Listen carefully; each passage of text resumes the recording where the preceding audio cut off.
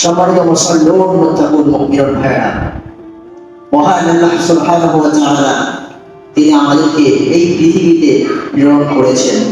এই পৃথিবীতে আমাদেরকে পাঠিয়েছেন কি সারা জীবনের জন্য না কিছু কিছু সময়ের জন্য? সবাই বলেন কিছু সময়ের জন্য, ঠিক না? মহান আল্লাহ সুবহানাহু ওয়া তাআলা আমাদেরকে এই পৃথিবীতে পাঠিয়েছেন, আবার একটা দিন আমাদেরকে ডাক দিবেন, আমাদেরকে এই পৃথিবী ছেড়ে আমাদেরকে চলে যেতে হবে। আমাদের পূর্বপুরুষ যারা ছিলেন, এমন অনেক লোক ছিল যারা আমাদের সাথে একসাথে বসবাস করেছিল। এইরকম ভাবে আমাদের সাথে এসে মসজিদে একই কাতারে আমরা ইমামের পিছনে সালাত আদায় করেছিল।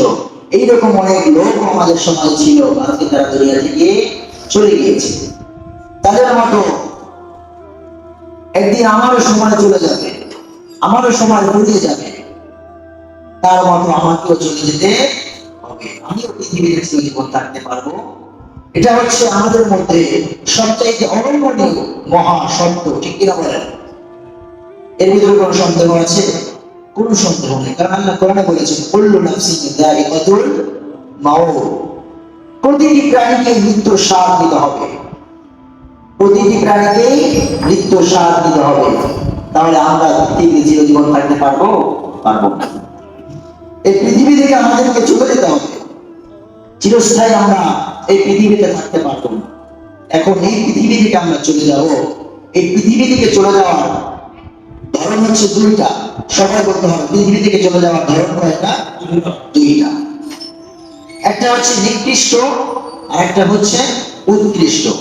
একটা কি নিকৃষ্ট আর একটা উৎকৃষ্ট। একটা হচ্ছে ভালো আর একটা হচ্ছে খারাপ। পৃথিবী থেকে কেউ কেউ চলে যায় সম্মানের সাথে, ইজ্জতের সাথে, আবার কেউ কেউ পৃথিবী থেকে চলে যায় বেঈমান হয়ে, নাফরমান হয়ে, ঠিক কিনা বলেন? তাহলে পৃথিবী থেকে চলে যাওয়ার মোট ধরন কয়টা? সবাই বলেন কয়টা? দুইটা। যারা নিকৃষ্ট যে মরণটা, এই মরণটা বড় ভয়ঙ্কর, বড্ড ভয়ঙ্কর। নিকৃষ্ট মরণ যাদের হবে, নিকৃষ্ট মরণ যাদের হবে, তাদের অবস্থা বড় ভয়াবহ হয়ে যাবে, তাদের অবস্থা বড় ভয়াবহ হয়ে যাবে।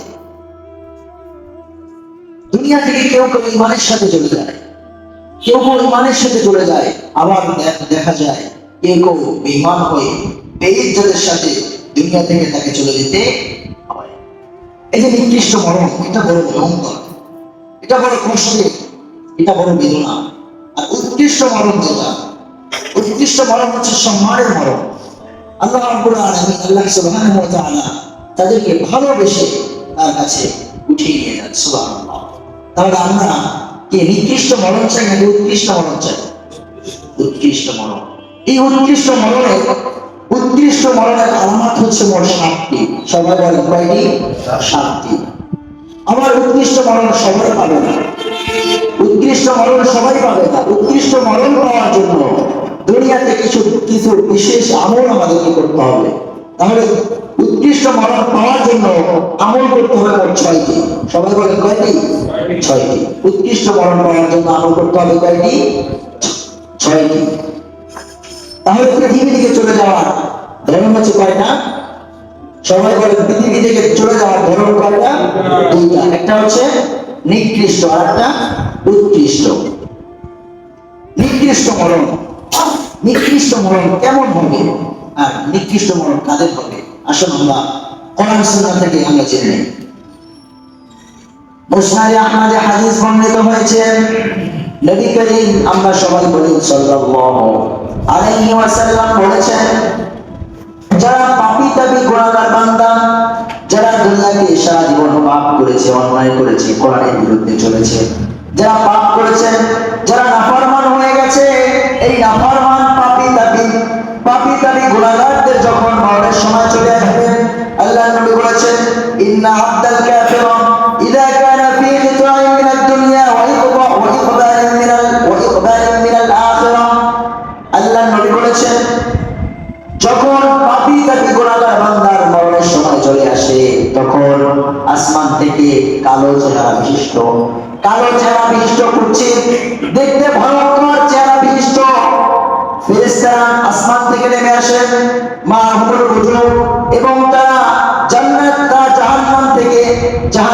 থেকে উড়ো মোটা কাপড়, কালো কাফনের কাপড় তারা নিয়ে আসে, দুর্গন্ধযুক্ত কাফনের কাপড় তারা নিয়ে আসে।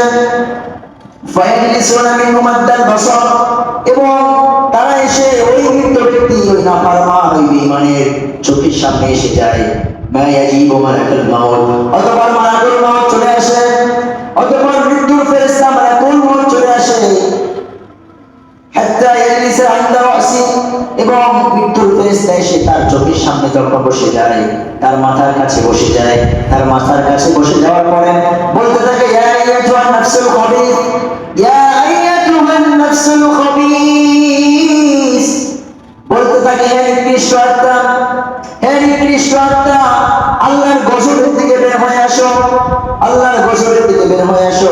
ইয়া আইয়াতুহান নাফসুল খাবিস উখরুজু ইলা সাফাতিন মিনাল মামলুম, আল্লাহর গজবের দিকে বের হয়ে আসো। যখন মালাকুল মউত, মৃত্যুর ফেরেশতা, মৃত্যু নামক এই ফেরেশতা যখন ওই জাহান্নামী ব্যক্তির জান কবরের জন্য চলে আসে, জান কবরের জন্য যখন চলে আসে, ওই মৃত ব্যক্তি যখন টের পেয়ে যায় তার জান কবরের জন্য মালাকুল মউত চলে এসেছে, তখন ওই মৃত ব্যক্তির রূহটা ভয়ের চোখে তার শরীরের পশম চামড়ার নিচে গিয়ে লুকাতে থাকে। তার চামড়ার নিচে গিয়ে যখন ওই চামড়ার নিচে গিয়ে রূহটা যখন লুকাতে থাকে, আর ওই রূহ কবজ করার সময়, ওই পাপী থেকে গুনাহগার বান্দার রূহ কবজ করার সময় তাকে কেমন কষ্ট দেওয়া হয়, আল্লাহর নবী বলেছেন তার মরণের সময় তাকে এমন ভাবে তাকে কষ্ট দেওয়া হয়, ফায়ান্তাজিউনা রূহাহু কামা ইয়ান্তাজিউ আশ-শাফুদু মিনাস সুফিল মাবলুল। নাফরমান, বেঈমান, গুনাহগার বান্দা যখন মরণের সময় চলে আসে, তার যখন রূহ কবজ করা হয়, তার রূহ কবজ করার সময় তাকে কেমন কষ্ট দেওয়া হয়, আল্লাহর নবী বলেছেন অতঃপর তারা তার রূহকে এমন ভাবে টেনে বের করবে, এমন ভাবে তার রূহকে তেমন টেনে বের করা হবে, যেমনি ভাবে ভেজা উলের মধ্য থেকে গাদা লোহার শিককে বের করলে যতটা না কষ্ট হয়, এর চাইতেও বেশি কষ্ট দিয়ে ওই নাফরমান, ওই বেঈমানের রূহ কবজ করা হবে। একটু চিন্তা করে দেখুন, একটু ভেবে দেখুন। হয়তো আজকের আলোচনা যদি আপনি মনোযোগ দিয়ে শুনতে পারেন, এই আলোচনাটা হতে পারে আপনার জীবন পরিবর্তন করে দেবে। মৃত্যুর যন্ত্রণা কত কঠিন হবে, কত ভয়ঙ্কর হবে। যারা পাপী তাপী গুনাহগার, গুনাহ করতে করতে যাদের দুনিয়া থেকে চলে যাওয়ার সময় চলে আসবে, গুনাহ করতে করতে যাদের দুনিয়া থেকে চলে যাওয়ার সময় চলে আসবে, মালাকুল মউত যখন তার রূহ কবজের জন্য চলে আসবে, ওই সময় তাকে এইরকম ভাবে কষ্ট দেওয়া হবে। অন্যরা এসেছেন, শাদ্দাদ বিন আওস রাদিয়াল্লাহু তাআলা আনহু বলেছেন,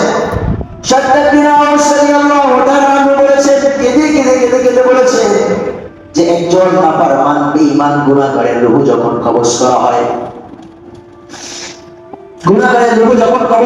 তখন তাকে কেমন কষ্ট দেওয়া হয়।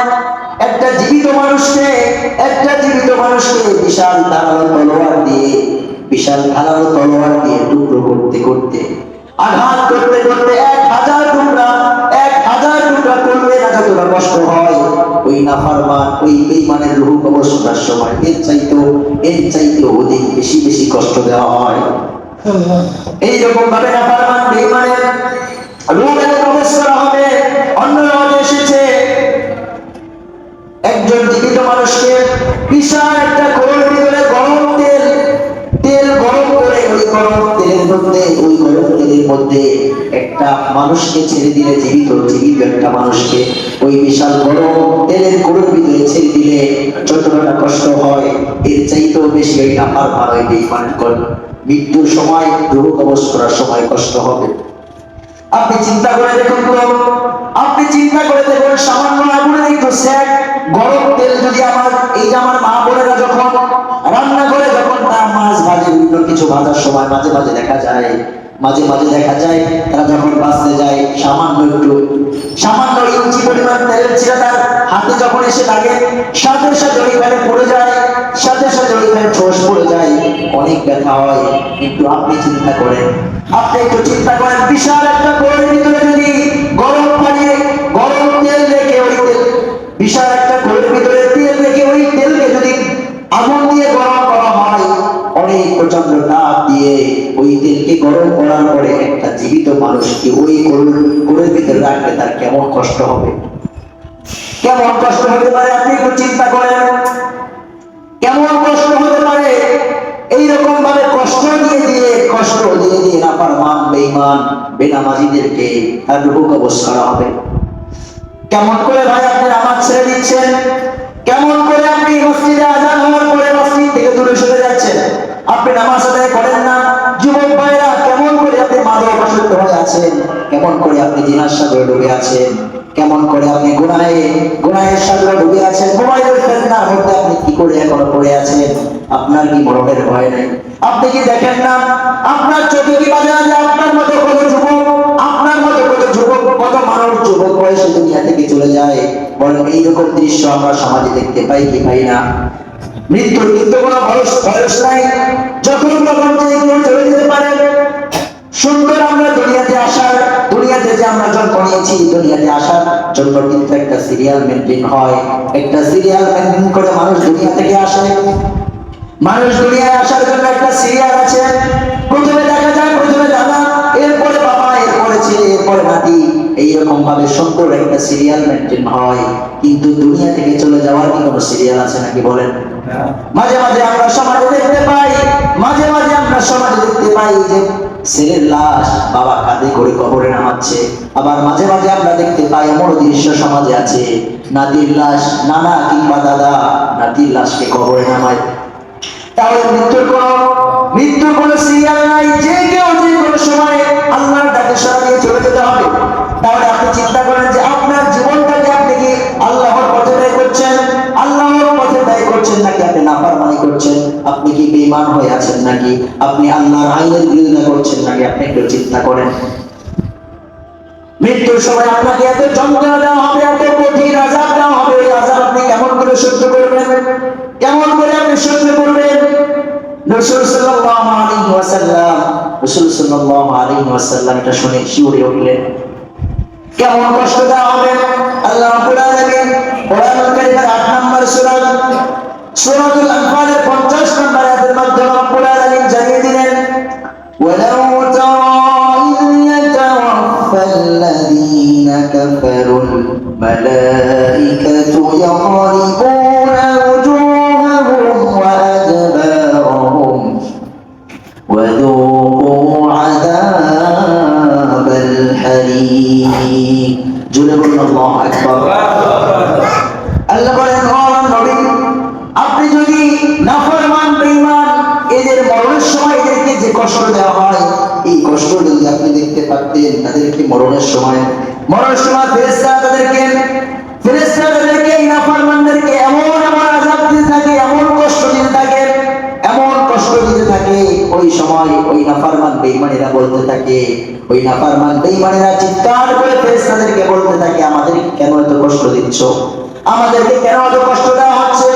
কেন আমাদেরকে এত কষ্ট দিচ্ছ? আল্লাহ রাব্বুল আলামিন কোরআনুল কারীমের 16 নম্বর সূরা সূরাতুন নাহলের 28 নম্বর আয়াতে রাব্বুল আলামিন বলেন, আল্লাযীনা তাতাওয়াফাহুমুল মালাইকাতু যালিমি আনফুসাহুম ফাআলকাউস সালামা মা কুন্না না'মালু মিন সূ। ফেরেশতারা যখন তাদেরকে কষ্ট দিয়ে তাদের রূহটাকে কবজ করতে থাকে, তখন ওই নাফরমান বেঈমানেরা বলে, কেন আমাদেরকে কষ্ট দিচ্ছ? না আমাদের হিংসু, আমরা যখন খারাপ আমল করি নাই, আমরা যখন গুনাহ করি নাই, তাহলে কেন আমাদেরকে কষ্ট দিচ্ছ? কেন আমাদেরকে এত কষ্ট দেওয়া হচ্ছে? এরপরে ফেরেশতারা বলতে থাকে, বালা ইন্নাল্লাহা আলিমুম বিমা কুনতুম তা'মালুন। ফেরেশতারা তখন বলতে থাকে, তুমি দুনিয়াতে বসে তুমি কি গুনাহ করেছো, তুমি কতটুকু ভালো খারাপ, তুমি যা করেছো, তোমার গোপন প্রকাশ্য সকল গুনার খবর যার কাছে আছে, সবাই বলেন তো তিনি কে? আল্লাহ। এইরকম ভাবে এই লোকটাকে তখন কষ্ট দিয়ে তার রূহটাকে কবজ করা হবে। ওই সময় কষ্ট দিয়ে তার রূহটাকে কবজ করা হবে। ওই সময় তার পরিবারের সকল লোকজন তার কাছেই থাকবে, কিন্তু তারা কেউ তাকে মৃত্যুর পর থেকে বাঁচাতে পারবে না। সে যখন ওই জাহান্নামী ব্যক্তি, ওই নাফরমান, ওই ওই বেঈমান যখন বুঝে যাবে যে এখন তার দুনিয়া থেকে চলে যাওয়ার সময় চলে এসেছে, তখন আর কেউ তাকে বাঁচাতে পারবে না। সে যখন বুঝে যাবে এখন তার আল্লাহর কাছে চলে যাওয়ার সময় চলে এসেছে, সে আর দুনিয়াতে বেঁচে থাকতে পারবে না। এজন্য রব্বুল আলামিন কোরআন কারীমের 75 নম্বর সূরা সূরাতুল কিয়ামাতের 26 নম্বর আয়াত থেকে বলছেন, কাল্লা ইযা বালাগাতিত তারাকিয়া ওয়া কিলা রাকি ওয়া যান্না আন্নাহুল ফিরাক والتفت الساق بالساق إلى ربك يومئذ المساق জোরে বলুন আল্লাহু আকবার। আল্লাহ রাব্বুল আলামিন বলেন কখনো না যখন তাদের প্রাণ গলা পর্যন্ত চলে আসে, তাদের প্রাণ যখন গলা পর্যন্ত চলে আসে তখন তাদেরকে বলা হয়, কে এমন আছে, কে এমন আছে যে তোমাকে ঝাড়ফুঁক দিয়ে হলেও তোমাকে বাঁচাতে পারবে, কে এমন আছে যে তোমাকে ঝাড়ফুঁক দিয়ে হলেও তোমাকে বাঁচাতে পারবে। তখন মৃত্যু পথযাত্রী সে তখন বুঝে যায়, তখন তার মরণের সময় চলে এসেছে, তখন সে বলে ওয়ালতাফাতিস সাকু বিসাক ইলা রাব্বিকা ইয়াওমাইযিনিল মাসাক। সে তখন বুঝে যায় ওই মৃত্যুপথ ব্যক্তি বলে ফেলে, তখন সে বুঝে ফেলে যে তখন তার চলে যাওয়ার সময় চলে এসেছে, এখন তার চলে যেতে হবে, সে বুঝে ফেলে। তখন সে তার পায়ের গোছাগুলো ছেড়ে দেয়, পায়ের গোছাগুলো ছেড়ে দিয়ে সে নিজেকে মৃত্যুর জন্য প্রস্তুত হয়ে যায়, মৃত্যুর জন্য প্রস্তুত হয়ে থাকে। তখন জাহান্নাম থেকে যে ফেরেশতারা কালো মোটা দুর্গন্ধযুক্ত কাপড় নিয়ে এসেছিল, ওই কাপড়ের মধ্যে চোখের পলক ফেলতে না যতটা সময় লাগে এর চাইতেও কম সময়ে ওই জাহান্নামী ব্যক্তির রূহটাকে কাপড়ের মধ্যে পেঁচিয়ে ফেলেন, আল্লাহ নবী বলেছেন ওই কাপড় থেকে দুনিয়ার সবচেয়ে নিকৃষ্ট দুর্গন্ধ ওই কাপড় থেকে আসতে থাকে। যখন ফেরেশতারা ওই জাহান্নামী ওই নাফরমান ওই বেঈমানের রূহটাকে ওই কাপড়ের মধ্যে পেঁচিয়ে যখন নিয়ে যেতে থাকে, তখন অপর ফেরেশতারা জিজ্ঞেস করে, হাযা ফুলান ফুলান, তুমি কাকে নিয়ে যাচ্ছ, কার রূহ নিয়ে তোমরা যাচ্ছ? তখন ওই ফেরেশতারা বলতে থাকে, এটা অমুক বাড়ির অমুকের ছেলে অমুক, বেঈমান ছিল, নামাজ পড়ে নাই, অন্যায় করেছিল, অপরাধ করেছিল, আলেমদের বিরুদ্ধে কথা বলেছিল, কোরআনের বিরুদ্ধে কথা বলেছিল, কোরআনের আইন বাস্তবায়ন করতে দেয় নাই, যেখানে কোরআনের কথা বলা হয়েছিল সেইখানে গিয়ে এই লোকটা বাধা সৃষ্টি করেছিল। এইরকম ভাবে ওই ফেরেশতাদের কাছে বদনাম করে তার রূহটাকে নিয়ে যেতে থাকেন। তার রূহ নিয়ে যেতে প্রথম আসমানের কাছে যখন চলে যায়, প্রথম আসমানের কাছে যাওয়ার পরে ফেরেশতাদেরকে বলা হয় আসমানের দরজা খুলে দাও।